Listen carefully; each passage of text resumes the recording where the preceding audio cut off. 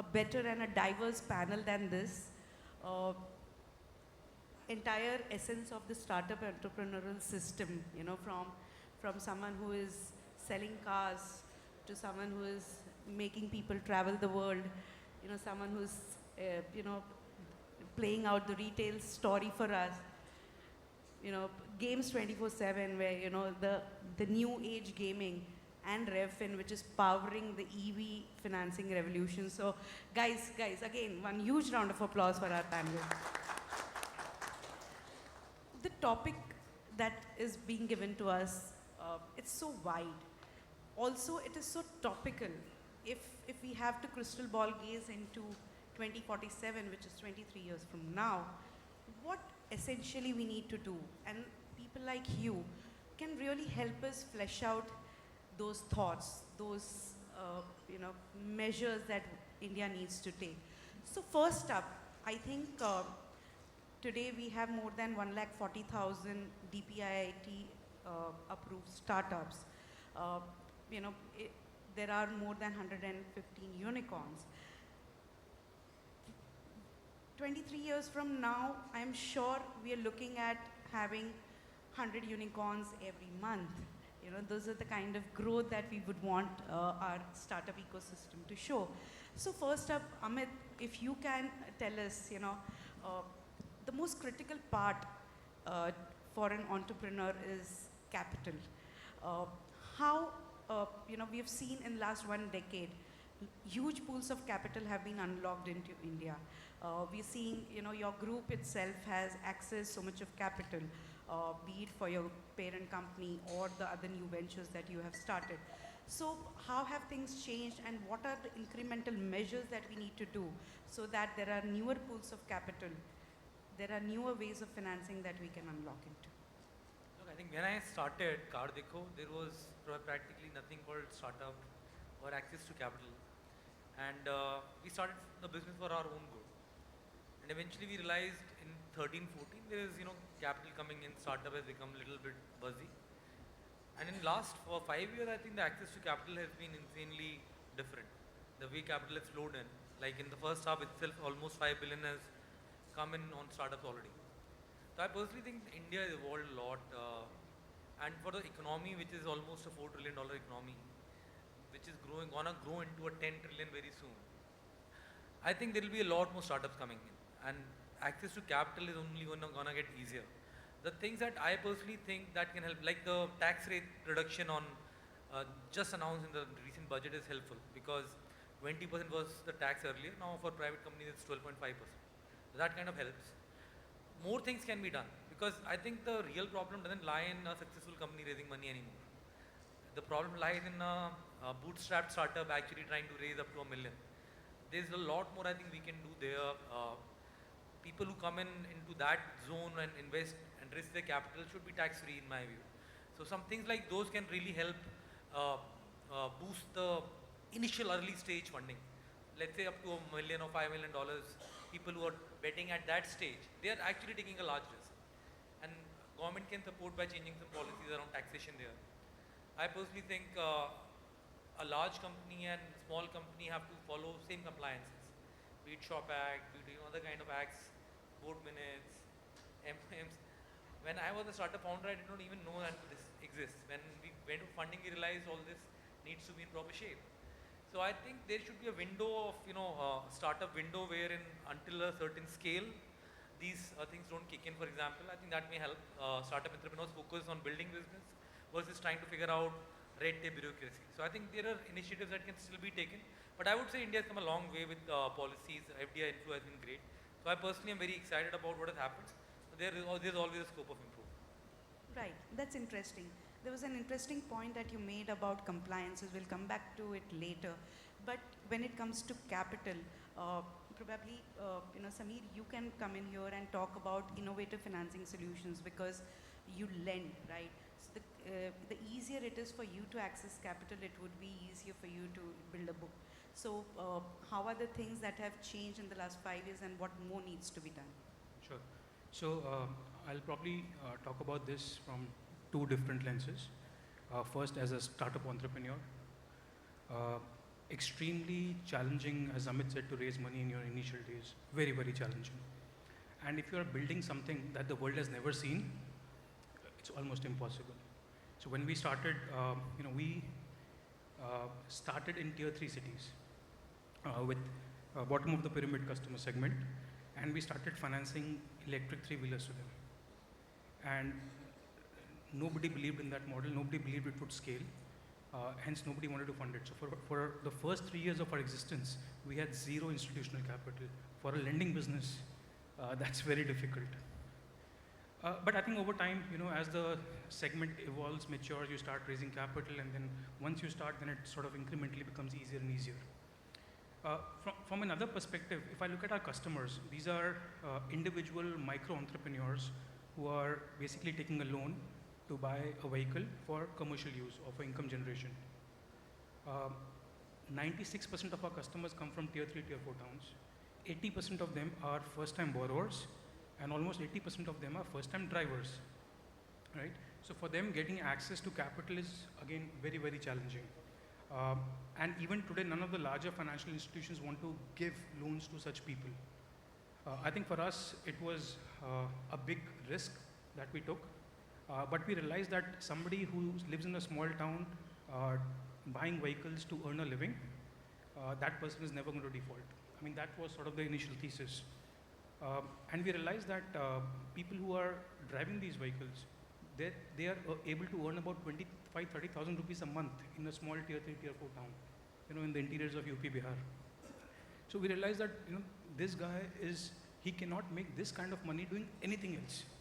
So he will never let go of the vehicle, right? So we thought, let's focus on that segment, and eventually we see today, we started about 6 years back. Today, obviously, electric vehicles have scaled significantly. But huge, more than electric vehicles, I think the kind of socio-economic impact in the lives of our customers is just unbelievable. People are able to save money, send their kids to school, which was just unthinkable for all of them. So I think, it's important to kind of find such segments and also take that initial risk, initial bets, even if somebody else is not ready to take a bet on you. Right. That's very interesting. And in India, bootstrapping a company is very, very difficult from, say, a developed world. And Rajesh, I would want you to come in here and tell us, there is enough and more that is being said about how easier it is to, say, start up in US or other developed markets versus, say, in India. So what are the stark differences and how can we really get there? Yeah. No, I think it's an interesting question. And I was very keenly listening to the earlier conversation as well.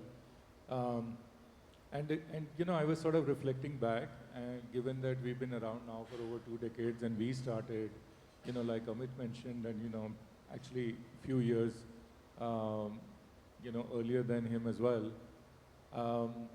It was almost non-existent at that point in time, and the ticket size for even bootstrapped company used to be, $500,000, if that. Our first raise itself was about $2 million, and we ended up getting $1 million one. We did not even get it for different reasons.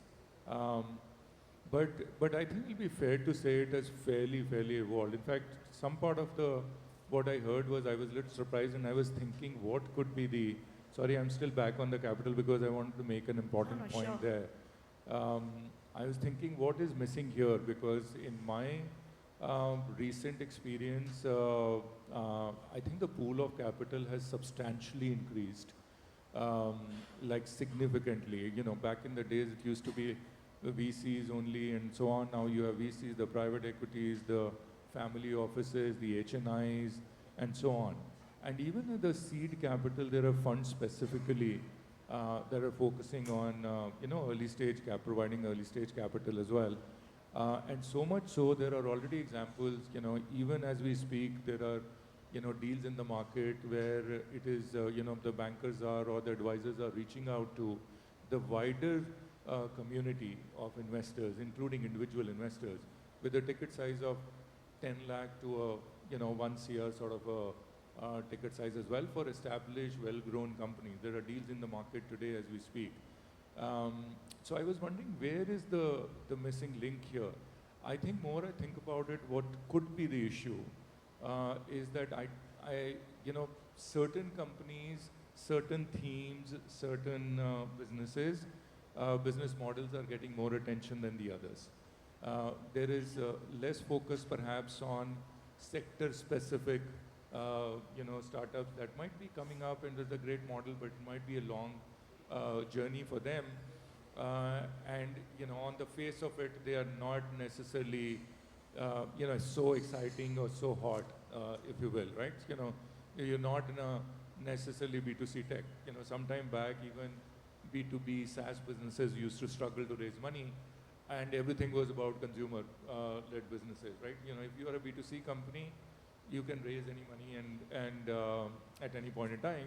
But if you were a B2B SaaS-based company, you know, you were finding it difficult. Similarly, maybe in the, you know, in some cases, some fintech use cases as well, and some other maybe sectors. I think there may be, if there is one thing that we can perhaps improve over the years, or you know, in coming years, will be focusing more on, you know, encouraging the ecosystem, focusing more on looking at wider spectrum of sectors, including, you know, agri-tech, agriculture areas, you know, areas which might take more longer gestation period, but not necessarily go only after the hot companies. I think that may be one sort of change that'll come with the evolution. And now comparing it back with the question that you asked, right? So if you compare it with US is the most evolved, most developed ecosystem that we have for startups. And I think the biggest differentiation there that I see is one, of course, pool of capital for every stage, and there is absolutely no dearth. And then the other thing is that, you know, in a developed country versus an emerging country or emerging market, I think we should keep in mind that the problem that, you know, the startups here would end up solving are much more complex than in the developed world. And the reason for that is that, you know, there is basic infrastructure in place. You know, if I compare it back with, let's say, MakeMyTrip journey, the telecom bandwidth, the overall internet bandwidth, back in the day, the digital payment ecosystem, it was non-existent. Now, if let's say MakeMyTrip kind of a startup had to start in US back then, it was fairly evolved. The internet penetration was already at 40–50%. And for us, it was like nothing at that point in time. So that makes the job harder. That makes the journey really longer. And that means that, you know, if investor will come with a horizon of 4 or 5 years, that's not going to work. So I think the fundamental change that needs to, the difference that I see is that there you know, the journey is shorter, and they see much, the success stories coming out and successful exit much faster and in larger quantity than in India, because it takes longer, right? It doesn't take, I mean, you know, for us it has taken 24 years to get here. You know, when we started back in the days, 5 years, 6 years, nothing was happening. I don't know how we survived. So it really takes longer because it's a complex market. Infrastructure is not necessarily 100% as evolved. We've come a long way, because today our digital payment system, for example, is the world leader. We are setting world standards, but it obviously has taken us many years. But I think that's really the big difference between the developed world and the you know, emerging economies. It's not very different from, let's say, you know, the other emerging markets like Indonesia, Vietnam, as well. As we go there, we've taken one of our brands there. And we are seeing same sort of evolution, the challenges that are, you know, that we saw back in India when we started in India. So I think more and more we put efforts into broad basing the spectrum of pool that we have, and also continuously keep focusing on significantly keep enhancing the infrastructure, all kinds of infrastructure, the physical infrastructure and the digital infrastructure. And then on top of that, we come up with regulations, and, you know, and I guess we'll talk about that, which are more friendlier, more conducive to and making the overall environment very conducive. I think we will accelerate this evolution. Right. It's a very pertinent point that Rajesh made about we need to have more sectors that need to develop. And Aastha, I remember, we were talking backstage about there not being enough retail entrepreneurs in India today. And you were also giving us statistics about the Japanese market, the US market. Would you want to talk about the roadblocks or the challenges in your sector, and what do we need to do to really get there? Sure. So, as Amit mentioned, if India becomes a $10 trillion market, 2 trillion of that would come from retail. And it is sad that the entire retail ecosystem is dominated either by large family businesses, or then you have like this 90% of unorganized retail. And it's sad when you hear the government talk about not encouraging FDI and other forms of capital into retail because they want to prevent that unorganized sector. Now the hard reality is that this unorganized sector is actually traditional retail. And I've built New Shop on the back of a very successful franchise model, empowering these traditional retail owners and their young new generation to adapt to or transit to a more modern form of retail format, which is in times with the needs of modern India and the needs of the young modern consumer.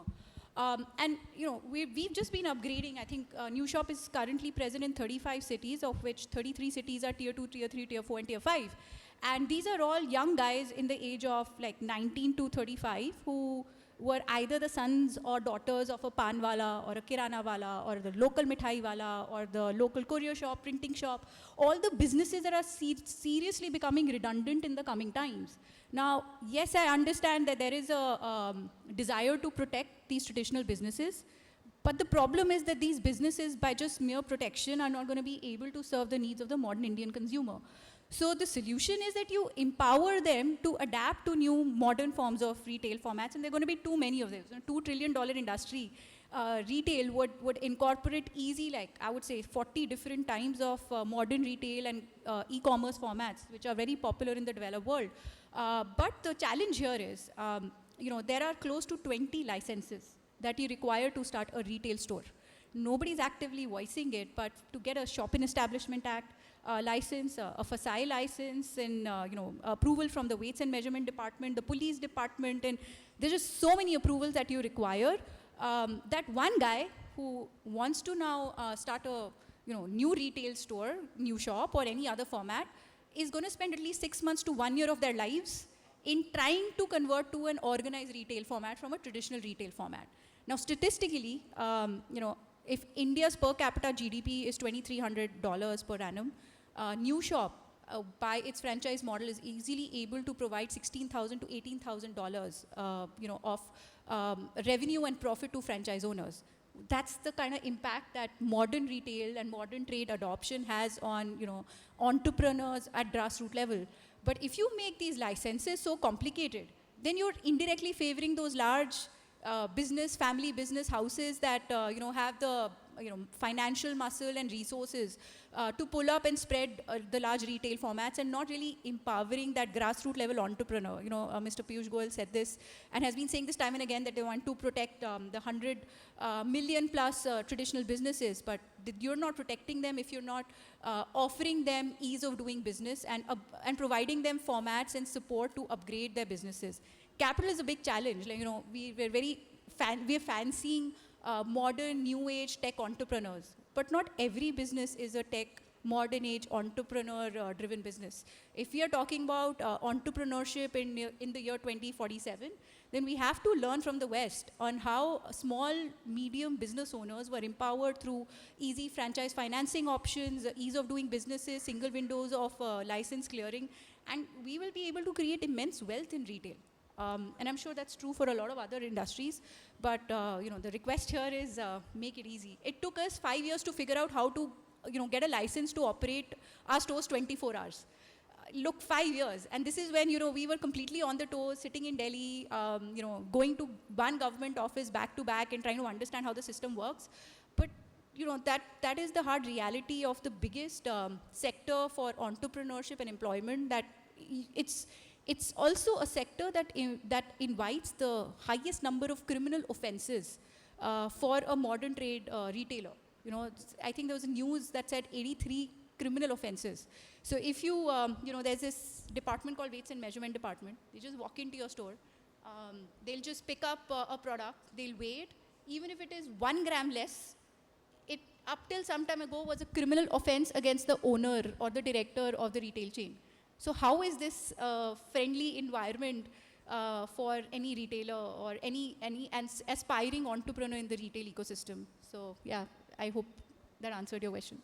Right, talking about friendly environment and to that point, I think retrospective taxation is one thing that India has seen where that sets us behind almost by decades, and there have been several industries that have been affected by this. And Bhavin, your industry, as a representative of your industry, if you can talk about retrospective taxation, because that just does not affect the business, but it also affects the other stakeholders in the system. The investors waiting for better returns. So that also affects more incoming capital. So if you can talk about that, that would be great. Sure. Thank you, Sneha, and thank you for having me.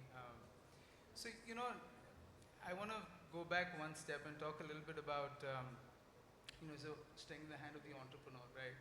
So a small anecdote I'll share. When we started, this is back in 2006, I came to India and someone asked me, Bhavin, what are you going to do, right? Why are you here? And I'm like, I'm going to do a startup. And their instinctive response was, start what? The word startup wasn't known. And today you ask a 10-year-old and everyone says, oh, the 10-year-old will tell you, I want to do a startup when I grow up, So we've come a long way, right? To the points that some of our esteemed panelists here have made, capital was impossible to get, to now capital is much easier to get, albeit not in all industries. In some industries, it's still a big, big struggle. But from our perspective, when it comes to both capital and generally the ease of doing business, right? I think the biggest issue is lack of clarity. Even for investors like you mentioned, right? They want some clarity on, okay, what will happen to this sector or any new age sector, right? Is it going to grow? Is it going to suffer from some taxation laws or rules that will push it back a few years, that will impede growth? So those are definitely some of the challenges that we would like to see addressed. But directly to your question about retrospective taxation, I think the issue is not that just say per se the gaming industry has faced that. Across the board, the entire ecosystem has had this retrospective tax issue. And I think the DG or the authorities that issue these retrospective taxes are now beginning to realize the consequences and repercussions of it, right? We talk about really supercharging our growth, that India really being that next economy that the entire world will look at and is already looking at, right? We talk about 2047. We talk about the fact that in the next 6 years, actually, by 2030, there is going to be a 260% increase in the number of startups we have, right? Just 2.6x increase.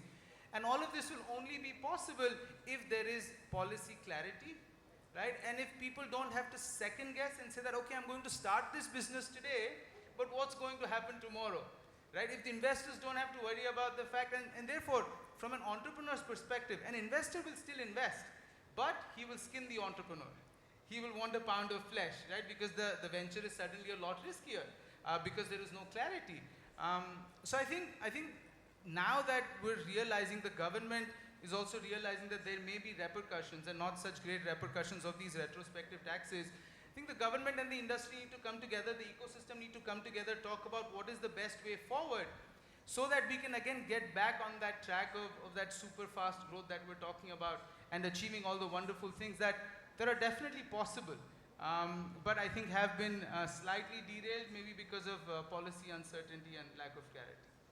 Right. There are several moving parts to this entire ease of doing business thing, and one such thing is the entire ability to acquire businesses through inorganic growth or being able to wind down a business, and in that I think there is much to be desired. Rajesh, you've acquired businesses under MakeMyTrip, and Amit, later you can also come in there. Talk about your experience of being able to go through those compliances and acquiring the business, because that seems to be a major roadblock for M&As in India.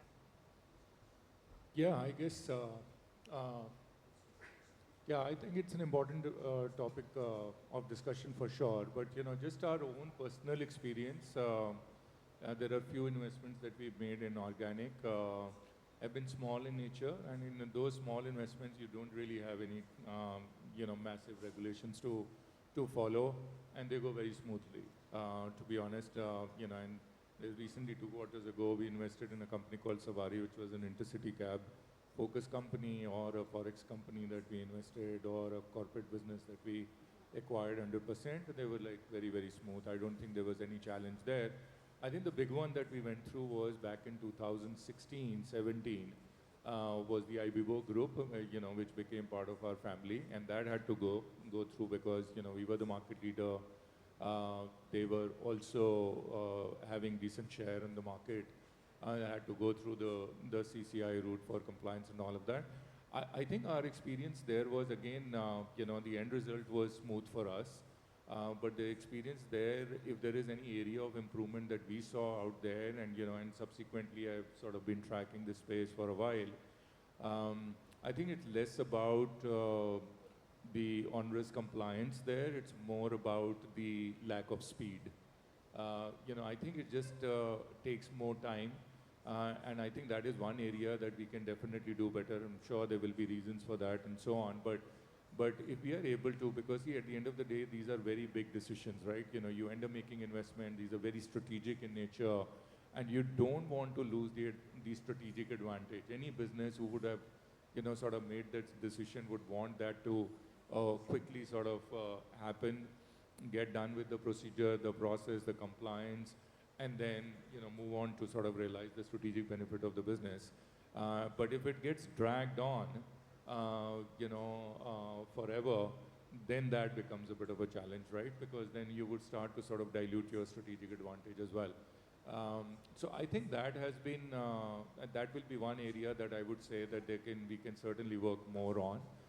But outside of that, our experience with all our inorganic investments have been pretty smooth actually. Amit?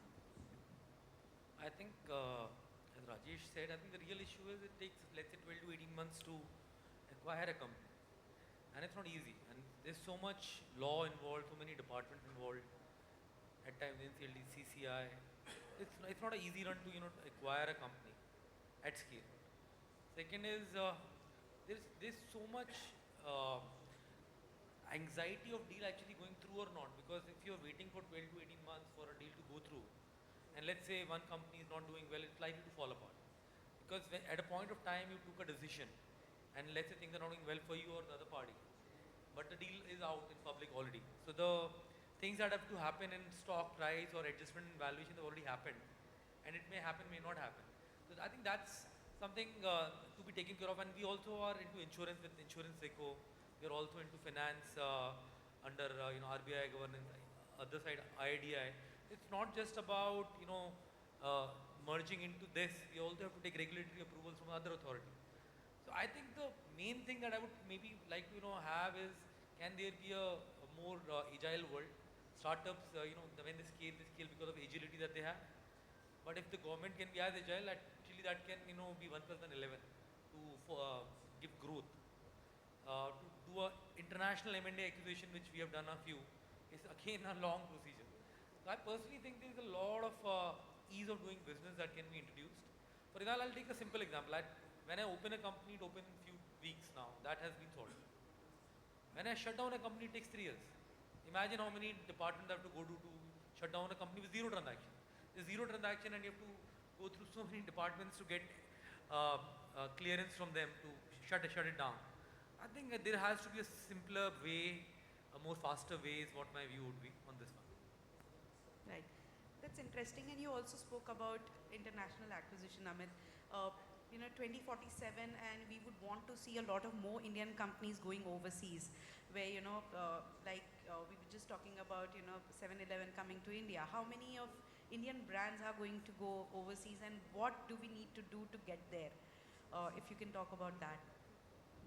Well, I think, firstly, a lot of good stuff is happening in India that can be taken out, and that is being taken out, which is a good part. We, for example, are present in Indonesia, Philippines. This year we are opening Saudi and UAE. So same technology that we have built, we are copy pasting into other countries and raising capital separately. So I think there is a playbook that you can create in India. Look, my personal view is that if you can build a business in India, it's far easier out. It's so much more competitive here with 1.4 billion people around. You're actually competing heavy. So if you're actually successful here and you actually put even half the effort out there in the Indonesian market or in other developing markets, you probably have a better chance to win. Is my personal learning at least. That access to talent there is not that high. People don't work as hard. In India, everybody works very hard. People, you have to, request them to come to work rather at times. So my personal view would be that India, Make in India will actually can go out far easier and actually has a higher chance to win, especially in neighboring markets. In American markets, etc., some SaaS startups have been successful, but there have not been many stories that have gone out. I still think US remains ahead in curve when it comes to AI and other kind of things. The amount of funds that have been raised on new age technologies there is significantly higher because of the access to capital, and a small thing there becomes big because of the $25 trillion economy. In a $4 trillion economy, you can't raise as much capital either. So TAM is total addressable market for anything that you do there is much higher. By the time we reach there, somebody has already built it normally. And that's the reason why you don't see many of them actually flourishing out. And going direct to consumer is very expensive in developed markets. That's how I see why Indian companies have not been going out. But I personally see a very big chance in UAE, Indonesia, Philippines market, which is still a developing market and has decent amount of per capita to play with. It's a very interesting point on access to talent that you brought out. In India, where at one end we talk about the skill gap.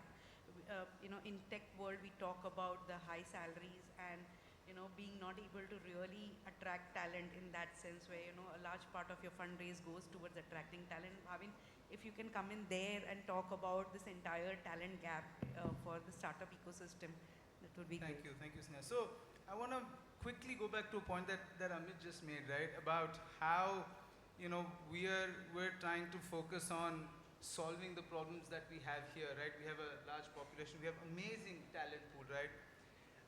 I somewhere see a mindset issue, right? Our mindset is that, look, we have so many people here, let's try and solve the problem for our own people, right? But, and also solve the problem that has been solved abroad. So e-commerce did really well abroad, let's see if we can bring it to India and solve that problem, right? And see, we've tried to solve a lot of problems like that. Some of them have worked, some of them have not worked because of the cultural context. I think we need to change the mindset to say that I want to solve problems for the world, right? Take for example our banking system, right? And payments, I think Rajesh alluded to that, right? Is top notch in the world, right? No other system comes even close. The way we're able to handle these UPI transactions, the ease of transferring money in India compared to the US, anywhere, within peer-to-peer in the US, or large amount transactions overseas, much easier in India to do from India and within India than to do in these developed markets. Why don't we build solutions for that?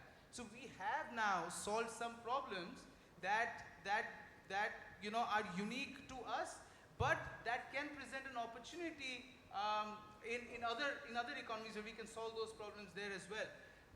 In terms of talent, I feel that there is no doubt that India has amazing talent. Everyone here in this room, outside, everywhere will agree for sure. Right? We actually at Games 24/7 say that amazing companies are built by amazing teams. Not amazing amounts of capital, not amazing product ideas, but by amazing teams, right? So I think that's critical. But I do think that we have to do a lot more to still upskill our labor force, to upskill because the way we teach in schools and colleges is that, okay, you have to go through this system, you get a degree, and then you start working. But why not give more relevant information and knowledge? Right? Why not impart more vocational training? Because believe it or not, 70% of India still is in tier 2, 3, 4 cities, right? And that we need to do a lot more there as well. And so I think that's where a lot of opportunity lies, where if you can really upskill the labor force, then there is a lot to be done, a lot of opportunity. Secondly, I feel that as entrepreneurs, we and some of us here have been entrepreneurs for the last 15, 20 years, right? We can give back to the society, to the community.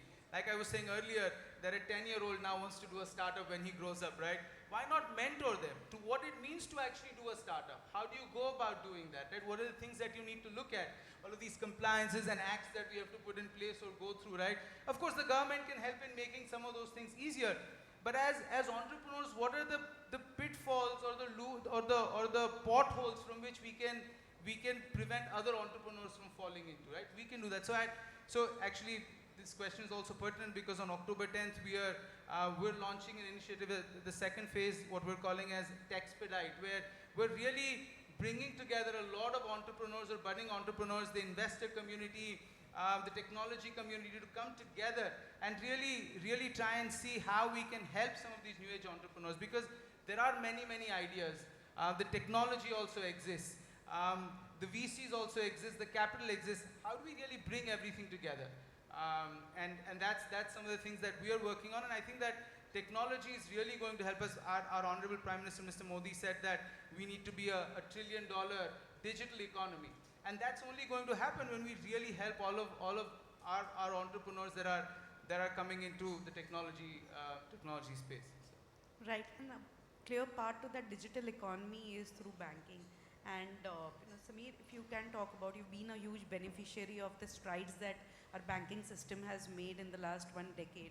To Bhavin's point that we have been top notch when it comes to our banking system.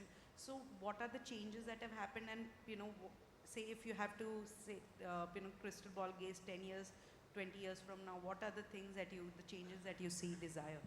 I think from banking, not just banking, just financial services generally, I think what India has done is truly amazing. And I always say that we would not have existed if these things hadn't happened.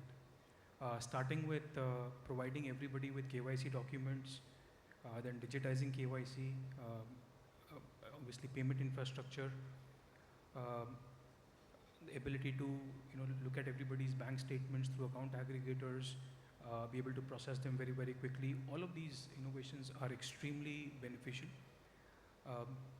and I think when we look at even opening bank accounts through Jan Dhan Yojana, the 45 crore bank accounts, I think I see that as the base. If you want to be in a lending business, you have to lend to people who have bank accounts. So if there's no bank account, you can't do lending, or it's very difficult to do lending, right? So where do you transfer the money? Where do you collect the money back from? So I think this base setting has been extremely good, and it's been done at a very rapid pace. I think that's truly amazing. I think what we need to do going forward is make sure that all of these different technology layers that we've built, they start talking to each other.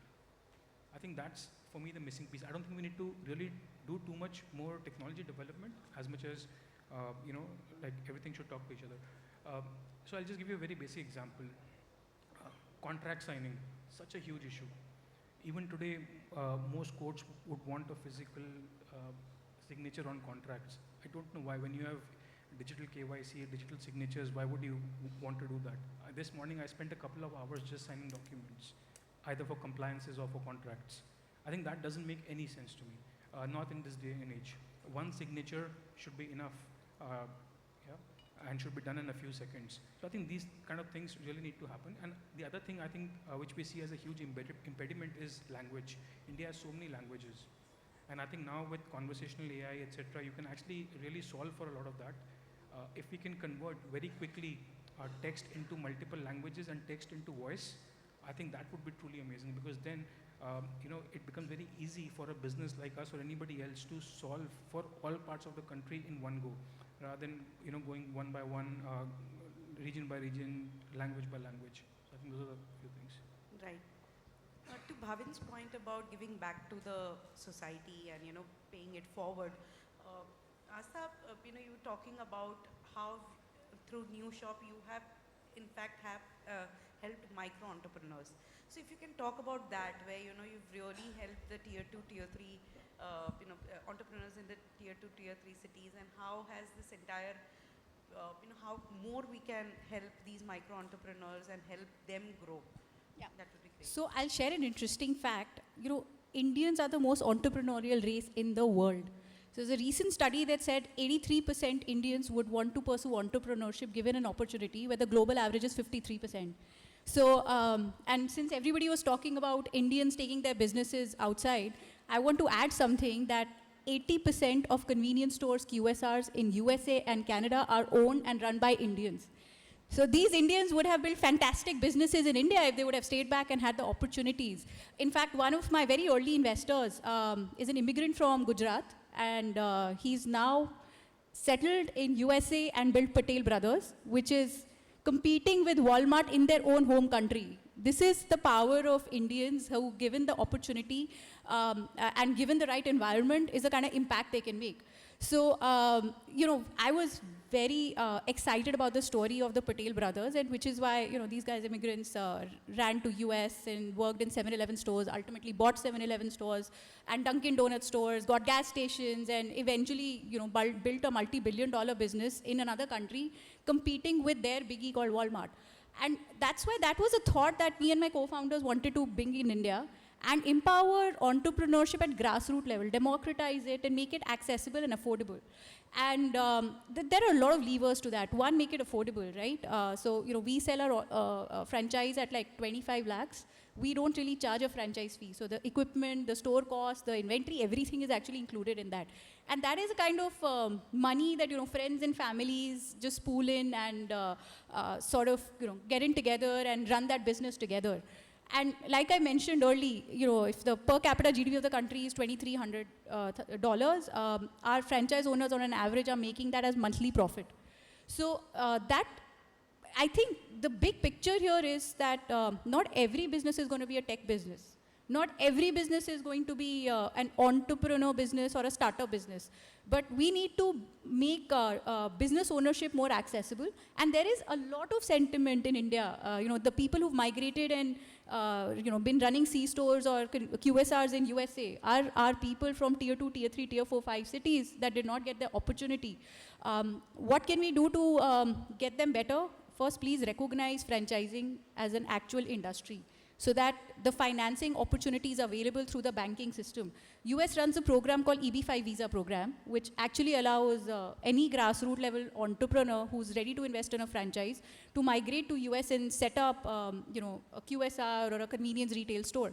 Why can't we offer them similar programs in India, recognize franchising as an industry, and build more brands to increase risk-free investments in running businesses that can give people security and not just provide them with a safe employment, but also empower them to create multiple job opportunities. And one thing I can tell you out of our experience, we are in tier 5 cities. Wherever there's a new shop store, that entire area has become a lot safer because we're open 24 hours. And not just that, they've created so many job opportunities. They've empowered local entrepreneurs to sell more make in India, local handicrafts, local products that were locally made there and just did not have a shop front and store. So, with that one person who was empowered in Bareilly, that person empowered close to 2,000 other people through opportunities, job opportunities, or, selling their products to people, or, making them feel that even they can become business owners if they just want to take that risk. That's very interesting. With an eye on the clock, we should wrap this session now. Thank you so much, panelists, for such an engaging session. And I really thank you all for making time and speaking to us. Thank you so much.